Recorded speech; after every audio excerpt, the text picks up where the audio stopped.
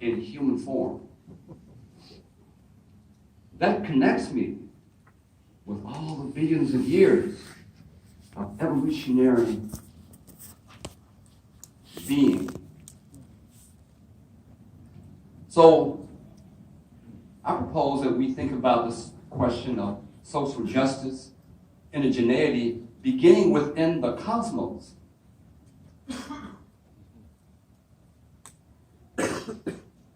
Where there was this sense of darkness providing light. This book here by a friend of mine, Barbara Holmes, she's a theologian, taught school at seminary for a bunch of years, deeply spiritual woman who's connected, like Steiner and Carver, this sense of science and spirituality. I recommend that this book be on the table next year. Or in between times, get a hold of the book. Read it. Listen to our interviews. This is her new book, Liberation in the Cosmos, where she talks about quantum physics and then draw what you already know, this idea of dark matter,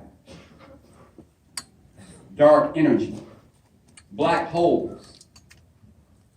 So if we believe in the sense of the cosmos, then we would have this dark matter in the audience, dark matter, dark energy within our communities, within our outreach.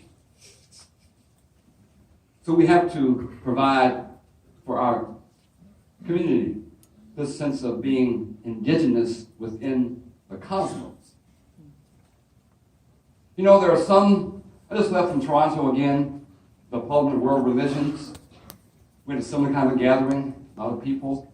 Had a speaker that talked about that some religions have this sense that your own individual salvation, your individual goal is to get off of the hell on earth. This is true. Okay? And go to another place, a heaven, a peaceful place. That is not being indigenous to this planet. So how do we fall in love with our mother? Have a deep love and affection. It's about being indigenous to the earth and all that she provides. North America. Many folk who are here today, their lineage goes back 10,000 years, 20,000 years. Some say 30,000 years in this land. We call them indigenous people. Many of us here today have come recently, maybe a few years ago, maybe 300 years ago, maybe 500 years ago. So the question becomes, for us, when do we belong here? When do we act like we belong here? And become, in our own short time, become indigenous. Oftentimes referred to as Turtle Island. Where are the turtle replicas on our farms? That is a microcosm of a larger macrocosm of this landmass. How do we create symbols on our farms and our homes that creates this sense of tie? This is a turtle that I've done a bunch of them in different communities. This is in Detroit. I wrote an article for the journal that's available, I think, online now, or soon will be available, where I tell the story of my doing a tour for a Hopi elder who came to Detroit. And we toured the toxic dump sites around Detroit. We toured the incinerator burning garbage in the air in Detroit. We toured the river with signs saying, "There's mercury in here, don't eat the fish." And then we came to this turtle in one of our art gardens. He kneeled down. I won't tell you the whole story. It's in the article. Hope you read it. And he cried. I mean, real tears falling down for quite a long time. He said, "I just wish that you folk here in Detroit could love Turtle Island like we do." Now, I've been to all kinds of meetings, Sierra Club, all kind of environmental groups have meetings, we come here and we talk about conditions. But I haven't seen us cry about conditions of the water and the air. It's all in the article. I'm getting sidetracked here. I did indigeneity. Here is a map of Turtle Island based upon language systems of indigenous people. Okay? So part of my thinking is that we should all have some sense of understanding, some sense of general history, some might be even regionally specific of who the people are within North America that are indigenous. This is a similar map based upon different locations of different nations. Okay? This is another way to describe indigenous people by showing pictures, photographs of folk around North America. So my point is, how can we take this sense of indigenous history and wisdom and bring it into our knowledge, into our practice? In Montana, 15 years ago, they passed a state law. It said, Indian education for all. State law. Don't believe me? Check it out. So where within this idea here of Indian education for all do we find it on the table outside? Where is it in your library? Where is it within this idea of transformation of food and agriculture? How do we incorporate that? Is it important? I think it is. The Smithsonian has this wonderful document here.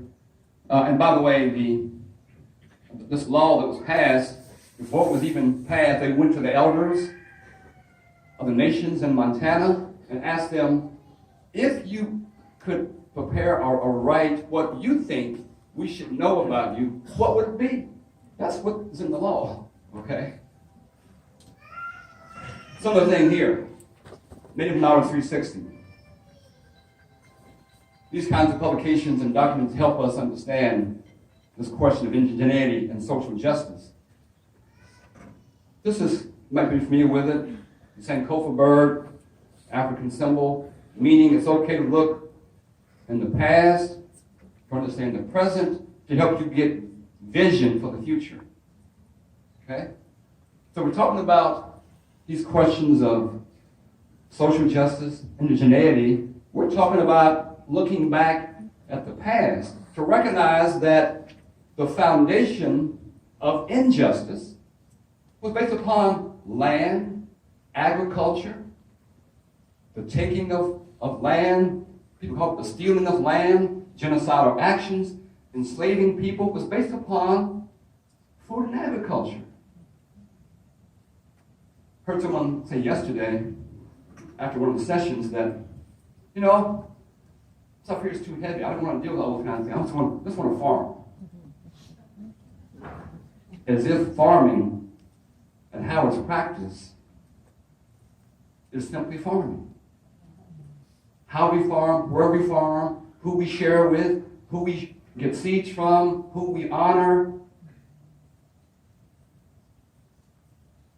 Each choice can be an act of justice or injustice. It's another map. This is by dear friends Soulfire Farm. Okay? Some bad sisters up in Northeast. If you haven't heard of them, hope you have notes out and your pens and pencils. Okay? Look up Soul Fire Farm, what they're doing. And they prepared this reparations map. Again, the previous slide talked about reconciliation, reparations, residential schools, nationhood status, internment, land laws, the Pickford class action case. Hope we'll all become familiar with those things. What they've done is prepared this reparations map. Okay? How do we reconcile land loss, land theft, historically and even currently? So how do we take this map? This is the map here of internment camps. World War II.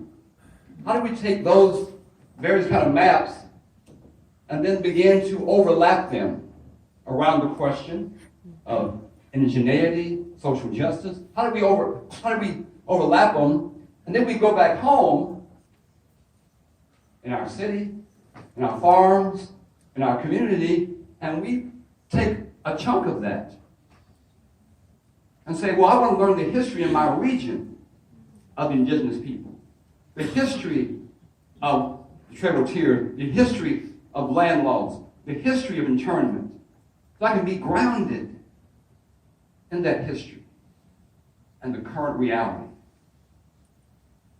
That's one way to address the question, again, of indigeneity, social justice. Not being fearful of these maps, be inspired by them, be challenged by them. This is a picture of back in Kentucky, where I'm from, honoring my being here based upon my ancestors, my grandparents, great-grandparents. This is a Civil War camp where African-American soldiers, men and women, came to muster in and to fight into the Civil War. And somewhere in this image are my great-great-grandparents who were there at that camp in Camp Nelson. Okay? So I honor that ancestral legacy and spirit. But it also symbolizes that after the Civil War, our folk were emancipated, freed, and thereupon experienced another level of injustice based upon land and agriculture. We're talking about social justice. Can we talk about it and not talk about the role of cooperatives? Solidarity economy. How do we, in the association, begin to embrace, understand, create, help develop in our communities this idea of cooperatives? There's a long history within the African American experience of the importance of cooperatives. And because we did them so well, the government companies came in and deliberately destroyed many of the efforts around building cooperatives. This book here, Collective Courage, again, take your notes out, write it down. We should bring this sister here next year as well. Talks about the current need for cooperatives based upon this historical understanding. There's a whole bunch of books written by a bunch of people that I would say is talking about this question of indigeneity, social justice. These folks are trying to describe it, relate to it. Farming while black, land justice, freedom farmers, the color of food, black faces and white spaces. To help us work through this question of social justice, indigeneity. I gave a talk yesterday on Carver. I don't understand, this man and Steiner were contemporaries, did very similar work their whole lives, connecting spirituality, religion, and science, working in all kinds of ways with young people in nature study in schools, composting, fungi.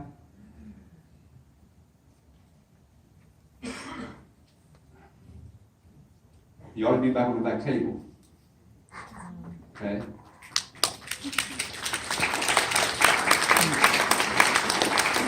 You ought to be seen as part of the grandfather, the ancestral spirit of the movement. not someone, it's okay. I talked about his knowing, being friends with Thomas Edison, Henry Ford, Luther Burbank, all kinds of folk that held him in high esteem. He was one of the foremost scientists in the world of his time. Gandhi, way across in India, heard about him and said, I want to confer with you, help me understand certain things about how to create, as Carver did, bulletins for the common people. Help me understand how to create better energy through vegetarian diet. So if Gandhi could find him, I encourage us to find him. Thea Carlson, coming out of the revolutions in Mexico, the Zapatistas, has given us this global effort around food sovereignty, giving definition, giving networks globally to people in the USA, Asia, Africa, and the Americas. Food sovereignty. So what does food sovereignty have to do with social justice? Indigeneity. Movement begun by, in Mexico, indigenous people, being led globally by indigenous people. Here are the 7 pillars. You can look them up, they're online. Food is sacred. Works with nature. Locally controlled. Focus on food for people. They have a system that they refer to as agroecology. How does it relate to biodynamics? How do we embrace, regard it as a sister link to this movement? Learn about it. Make it part of our language. How do we create the new preparations that talk about food sovereignty? It's great to use the ones signed and prepared, but how are we preparing the new preparations? They have a whole effort around seeds, the importance of seeds, resisting the Monsantos who want to control and patent seeds.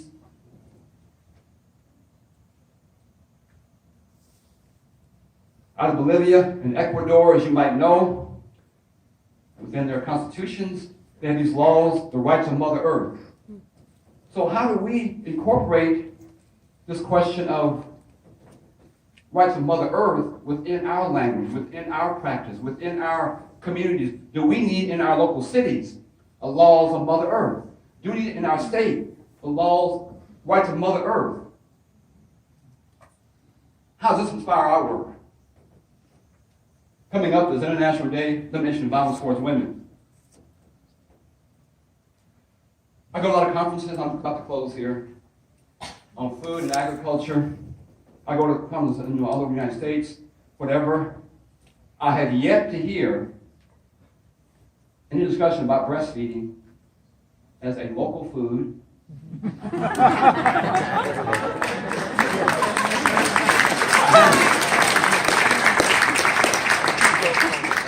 I mentioned it in Italy 4 years ago in front of the big Turbo gathering.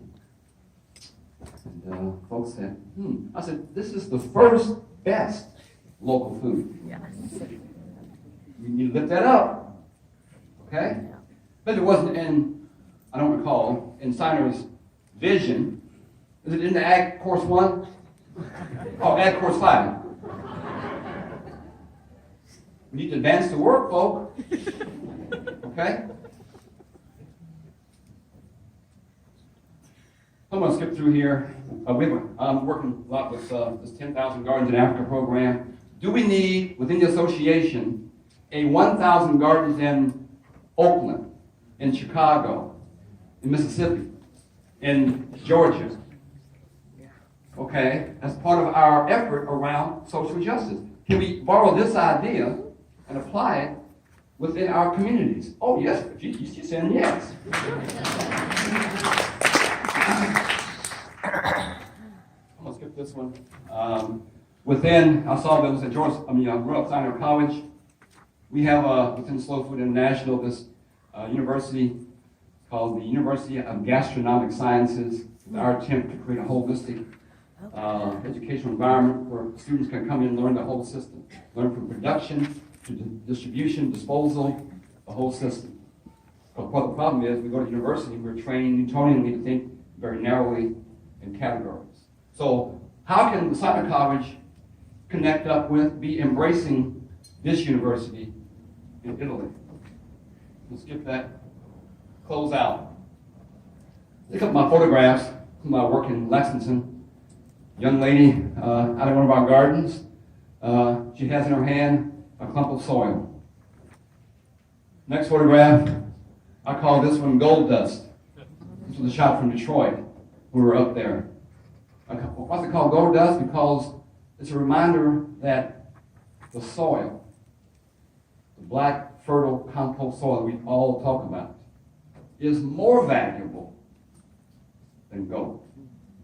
Yeah. So we had before us some golden opportunities to stretch ourselves,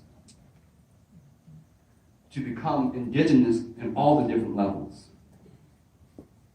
Recognize that social justice is part of the fabric of the universe's beginning and existence now, not just some side category. So, take the golden moment. Thank you.